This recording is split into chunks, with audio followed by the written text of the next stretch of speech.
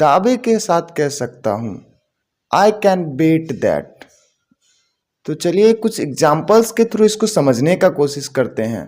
मैं दावे के साथ कह सकता हूँ कि इंडिया मैच जीतेगा। I can bet that India will win the match. मैं दावे के साथ कह सकता हूँ कि वो कल नहीं आएगा। I can bet that he will not come tomorrow. मैं दावे के साथ कह सकता हूँ वो तुम्हें धोखा देगा।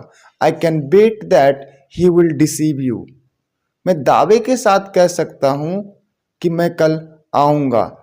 इसका इंग्लिश आप लोग कमेंट बॉक्स में बताइए। समय पर, ऑन टाइम, समय से पहले, बिफोर टाइम, सही समय पर, राइट टाइम, सालों से, फॉर ईयर्स, घंटों तक, फॉर आवर्स, रात भर, ओवरनाइट, समय का कमी, लैक ऑफ टाइम। अब इसका इंग्लिश आप लोग कमेंट बॉक्स में बताइए। घुमा फिरा के बात करना, तो इसको इंग्लिश में कहेंगे बीट अराउंड द बुश। जैसे कि वो घुमा फिरा के बात कर रहा है, he is beating around the bush. घुमा फिरा के बात मत करो, don't beat around the bush. वो घुमा फिरा के बात करता है, he beats around the bush. घुमा फिरा के बात क्यों कर रहे हो, इसका इंग्लिश आप लोग कमेंट बॉक्स में बताइए। कोई लेना देना नहीं है, नथिंग टू डू विथ।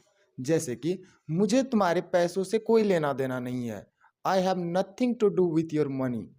उसे अपने भाई से कोई लेना देना नहीं है, she has nothing to do with her brother.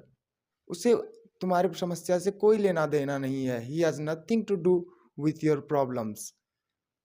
उसे तुम्हारे परिवार से कोई लेना देना नहीं है। इसका इंग्लिश आप लोग कमेंट बॉक्स में बताइए। तो गाइस कई बार डेली स्पीकिंग में हम लोग को इस तरह का सेंटेंस बोलना होता है, लिख के ले लो आरसीबी आईपीएल ट्रॉफी नहीं जीतेगा, लिख के ले लो आज वो नहीं आएगा, लिख के ले लो वो नहीं पढ़ेगा, लिख के ले लो आज बारिश होगा। इस तरह का सेंटेंस को इंग्लिश में बदलने के लिए हम लोग एडवांस स्ट्रक्चर का इस्तेमाल करते हैं। तो चलिए देखते हैं स्ट्रक्चर को। सबसे पहले मार्क माई वर्ड, उसके बाद जो सेंटेंस बोलना चाहेंगे वो बोलेंगे। तो कुछ एग्जाम्पल्स को देखते हैं और समझने का कोशिश करते हैं। लिख के ले लो आरसीबी आईपीएल ट्रॉफी नहीं जीतेगा, mark my word RCB will not win the IPL trophy.